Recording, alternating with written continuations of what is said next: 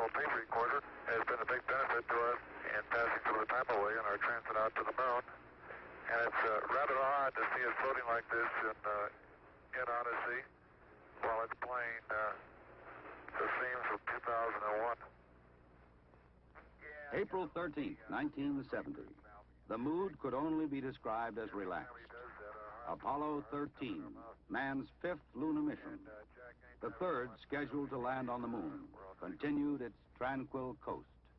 This is the crew of Apollo 13, wishing everybody there a nice evening, and we're just about ready to close out our inspection of Aquarius and get back to a pleasant evening in Odyssey.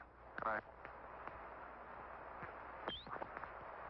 13, we've got one more item for you when you get a chance. We'd like you to stir up your cryo tanks. In addition, I have Shaft and Trunnion for a look at the Comet Bennett if you need it. Okay, stand by. Okay, Houston, we've had a problem here. This is Houston. Say again, please. Houston, we've had a problem. We've had a main B bus undervolt. Roger, main B undervolt. Okay, stand by, 13. We're looking at it. And we had a pretty large bang associated with the caution and warning there. And as I recall, main B was the one that had a amp spike on it once before. In the interim here, we're starting to go ahead and button up the tunnel again. April 11th, 1970. Launch day. The crew of Apollo 13. Jim Lovell, commander and veteran of 3 previous missions. He had orbited the moon Christmas 1968 on Apollo 8. Fred Haise, his first time up, lunar module pilot. Jack Swigert, command module pilot. 3 days ago, he was on the backup crew. Now he replaced Ken Mattingly. Mattingly had been dropped from the mission because he had been exposed to German measles. He would watch the launch from Houston's mission control. Auto sequence initiated, flight. Roger. Flight booster. Go. S4B pre-press complete. Roger. Flight booster. S1C pre-press complete. We're on internal power and we go. Roger. How's it look, Econ? You got your space Looks good, flight. Okay. MCC record us to flight speed. Ignition, flight. Roger. Roger. Clock start, flight. Roger. Thrusters go, all engines. Roger. Okay, Fido, how's it look? Looks good here, flight. Good agreement. Okay, Booster, how do you look? S1C looks good, flight. Okay, Capcom, we go you on the ground. Okay, we go at 1, Capcom. Get relieving, flight. Roger.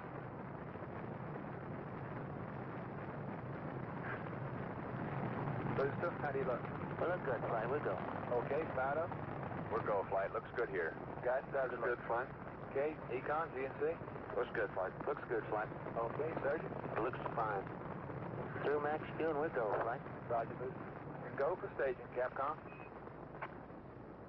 Confirming board out, flight. Roger. Staging, flight. Roger. Flight fighter trajectory confirmed staging. Roger. Flight booster, then board out was way early. Okay. Flight confirmed. Number 5 engine down. Roger. Booster, you don't see any problem with that, though, do you? Negative, not right now, flight. All the other engines are go. The next step in the routine of lunar flight was to burn out of Earth orbit toward the moon, then pull free of the third stage and dock with the lunar module Aquarius. At the controls of the command module Odyssey, Jack Swigert. We're hard docked, Houston. Roger, understand hard dock. Good deal. They pulled Aquarius away from the Saturn third stage, the S4B. Okay, I can see the S4B now at the hatch window. Odyssey and Aquarius moved away from Earth toward the moon.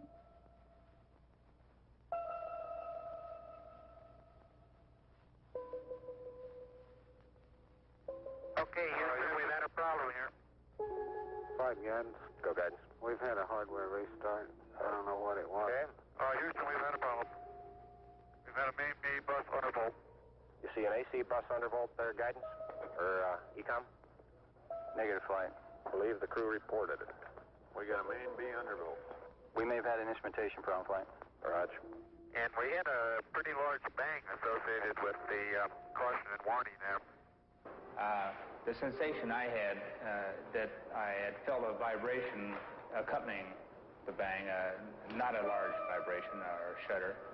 Is there any kind of leads we can give them? Are we looking at instrumentation? Or we got a real problem or what? We're reading 0 N2 pressure in fuel cell 1 and 13 psi on fuel cell 3 O2 pressure. Okay, Barrett, what do you want to do? Open circuit fuel cell 1 and 3? That's firm flight.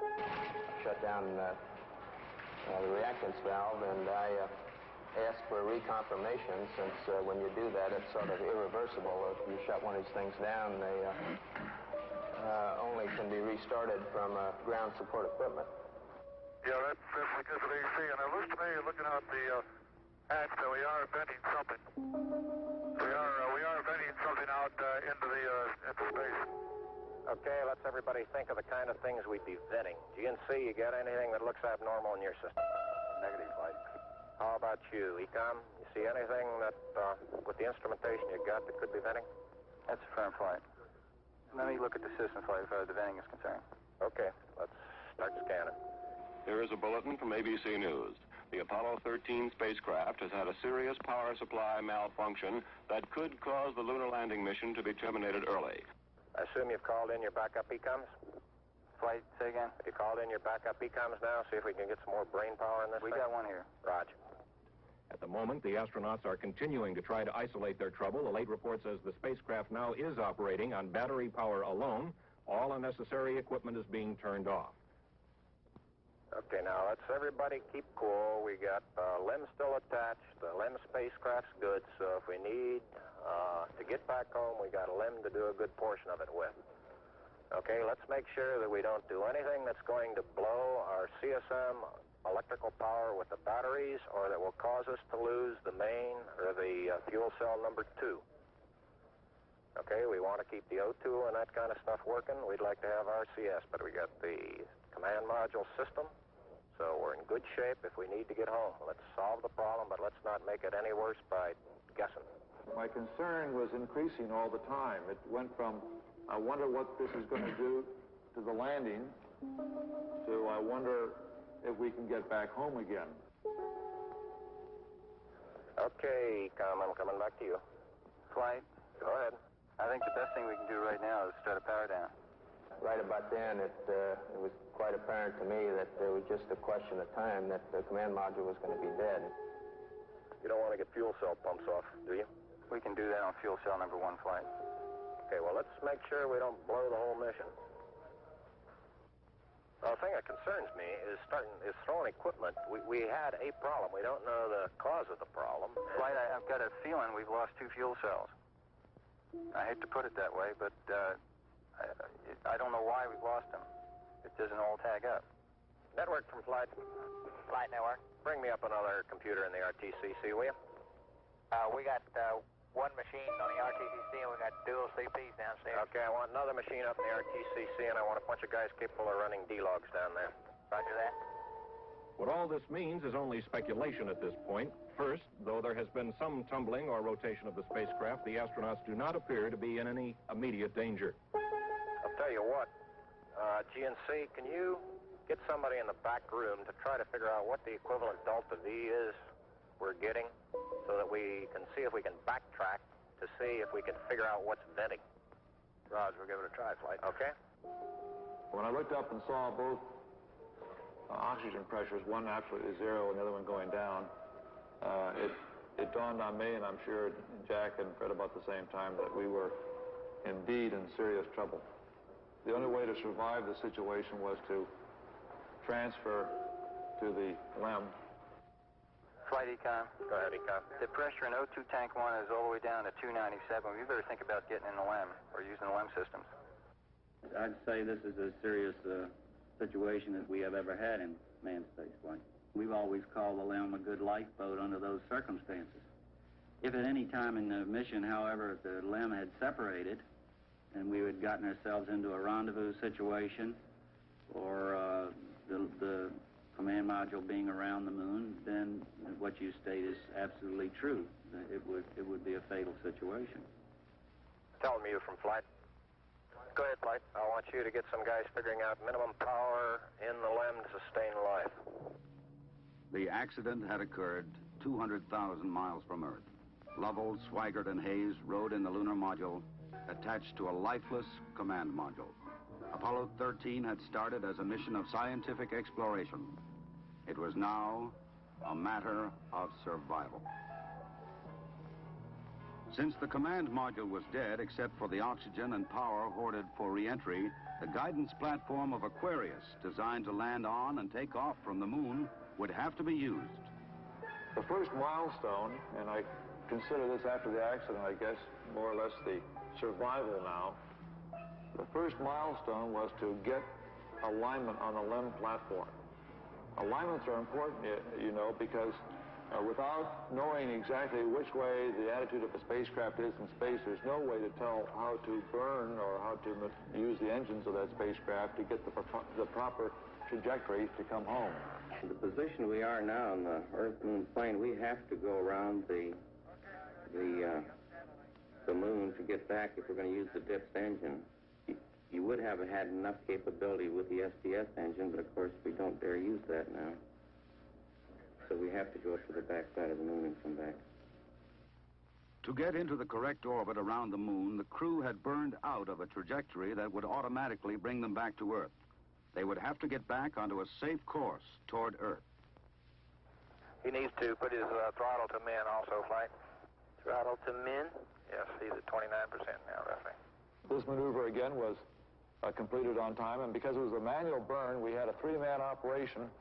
Jack would take care of the time. He'd tell us when to light off the engine, when to stop it. Fred handled the pitch maneuver, I handled the roll maneuver, and I pushed the buttons to start and stop the engines. Aquarius, and you go for the burn.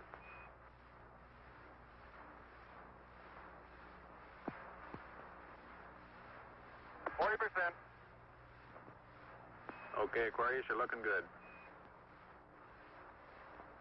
Auto shutdown. The first problem was solved. They were back on the path to Earth. But there were many other problems to be solved. From a building at Houston's Manned Spacecraft Center, systems experts coordinated the coast-to-coast effort to get the crew back. One of the big problems was consumables. There would be enough to eat and drink. But in space, there are other factors. Oxygen to breathe, electrical power to keep the spacecraft alive, water to cool the equipment and keep it operating. What we'll be doing till we get them back on the water is concentrating on everything that is their lives are dependent upon at the moment, rather than worrying about the accident, because there's nothing we can do about that now. It appears at the present time that everything is under control and that we have a safe situation at the moment. Hey, I want to say you guys are doing real good work. So are you guys, Jack. We are about 70 hours from home, and we think we have the situation in control. We've projected the consumables as I've described, and we have a plan for carrying out the rest of the mission, but there's going to be no relaxation at all as far as that goes from now until splash. There was a key decision to be made before Apollo 13 went behind the moon.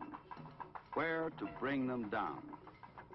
Their present course would take them to the Indian Ocean, where recovery would be difficult. A burn to bring them home quicker would take them to the Pacific Ocean near the recovery forces. Bringing them home even faster would place them in the South Atlantic, again away from recovery forces. It was decided to take them to the Pacific.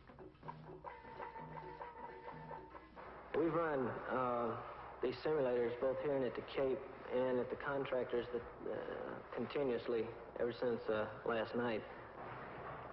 We've tried to simulate virtually everything that we've had the crew to do that is non-normal that they've done, and we've proven most everything that we've been able to run on the simulator prior to passing it up to them. There may be some details we haven't done, but at least we've checked the feasibility of everything we've done, and we'll continue to do that. They passed 137 miles from the moon. For Lovell, it was the second time that he had seen the moon so near. But there was no time for contemplation. There was another critical burn coming. Okay, let's get the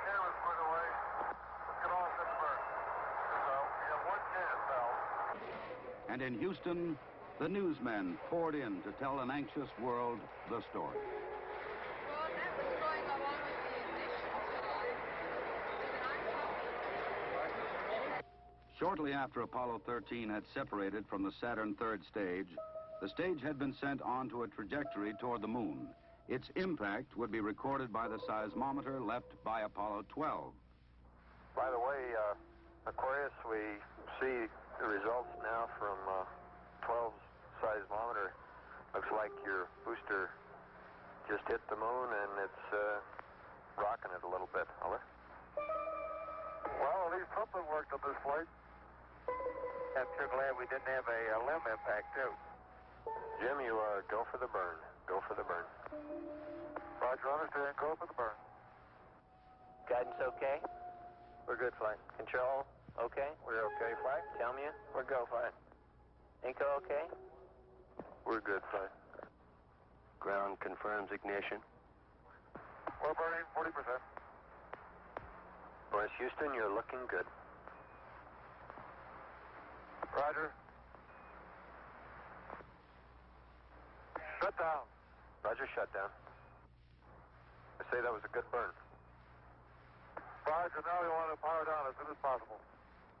Understand. To conserve the electric power and cooling water, the crew shut down all but the vital, life-sustaining systems of the LEM. I think the LEM spacecraft's in excellent shape, and I think it's fully capable of getting the crew back. I think, as we have found before, every time we've put the LEM spacecraft to a test, it's always done much more than it was guaranteed to do, and I think this is a good case in point. Conserve the consumables, cooling water, electric power. The LEM water gun was leaking, and we shut that off. I guess it leaked about a quart of water, I would estimate. But it took me about 2 days to get my feet dry, and of course, I think you were all aware that the temperatures were going down in both vehicles, and it's made for very chilly feet for a couple days.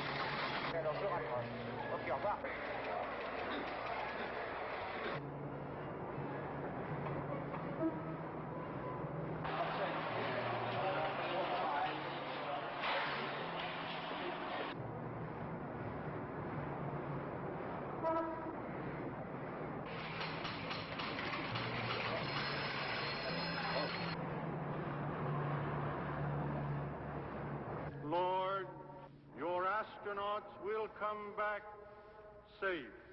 If I may be serious for one moment and ask the entire audience for a moment of prayer for the crewmen of the Apollo 13. We'll hold silence for a moment, please.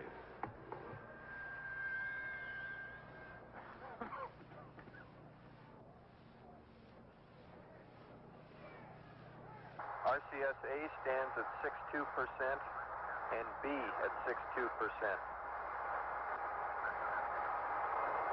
I feel we've gone a hell of a long time without any sleep. We have to start thinking about getting people back to sleep again because I didn't get any sleep last night at all. Command module just slowly kept going down in temperature until I think just prior to reentry, it was down to about 38 degrees. And along with that, there was the sort of a chilling coolness. The walls were perspiring, the windows were completely wet, and it wasn't too healthy. I recall that we went in there to get some hot dogs one day, and it was like reaching into the freezer for the food.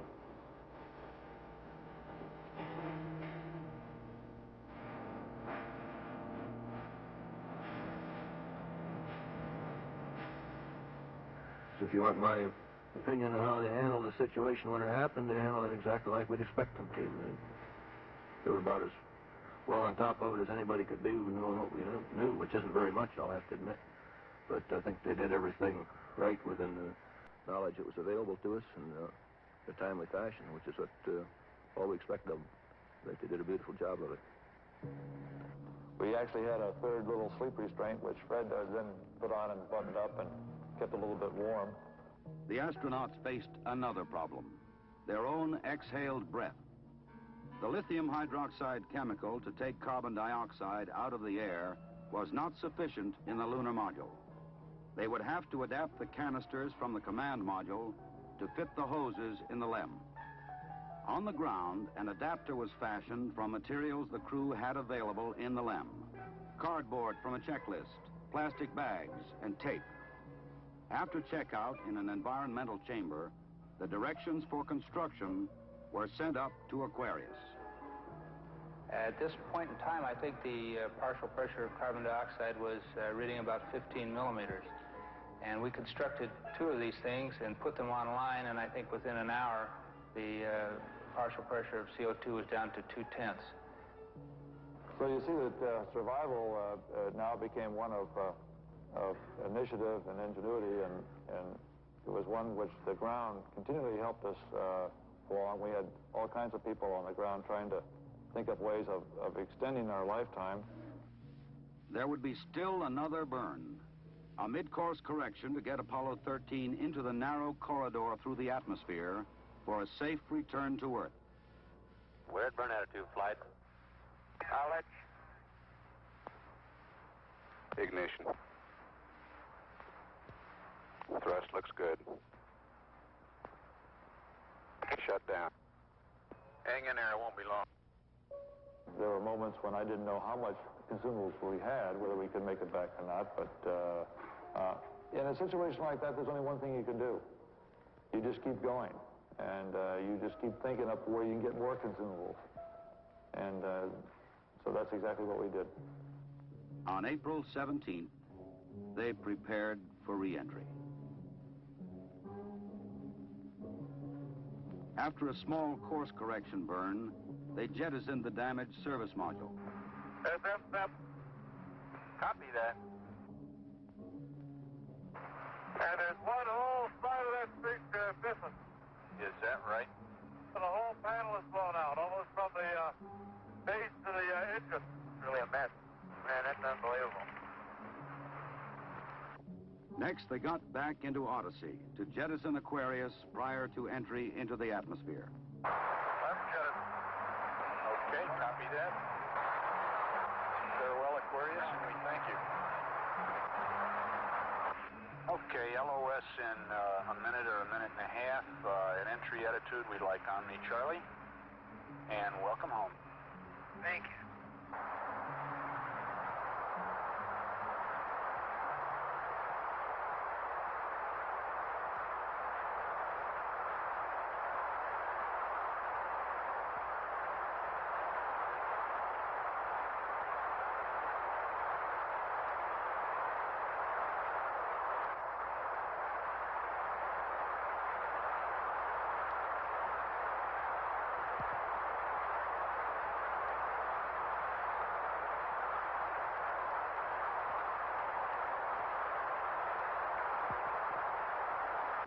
Odyssey Houston standing by, over.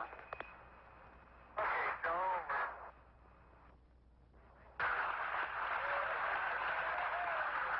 Odyssey Houston, we show you on the mains. It really looks great.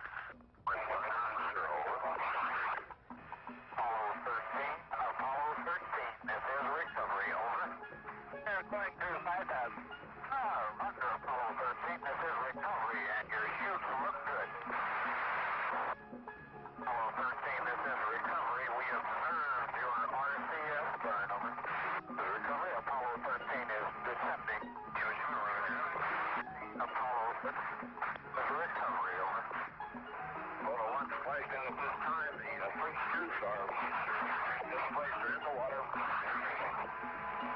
0 degrees magnetic 3.5 miles. Able to come up. Kilo 0, roger. This is 401. The command module is stable 1 at this time. They're riding comfortably. The vertical axis are approximately 15 degrees. Swim 1, you're clear to go.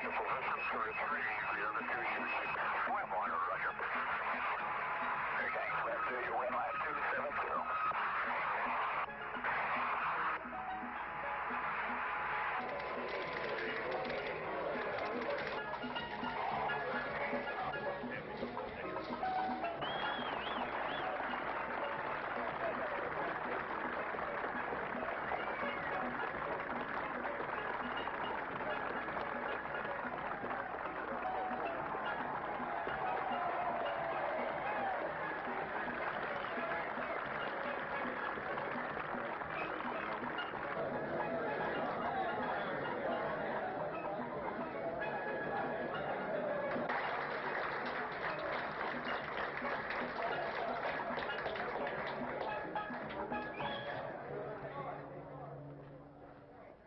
I recall, Captain, that when I spoke to you on the phone, you said that you regretted that you were unable to complete your mission. I hereby declare that this was a successful mission. From the start, the exploration of space has been hazardous adventure. The voyage of Apollo 13 dramatized its risks. The men of Apollo 13, by their poise and skill, under the most intense kind of pressure, epitomize the character that accepts danger and surmounts it. Theirs is the spirit that built America. Your mission served your country. It served to remind us all of our proud heritage of a nation, to remind us that in this age of technicians and scientific marvels, that the individual still counts, that in a crisis, the character of a man or of men will make the difference. GNC, go. Surgeon, go. Procedures, go. AFD, go. Network, go. Computer soup, go. Raj, network, give me an Amber. RTC, you on AFD conference. RTC's on the FD conference. Okay, all flight controllers, let's play it cool.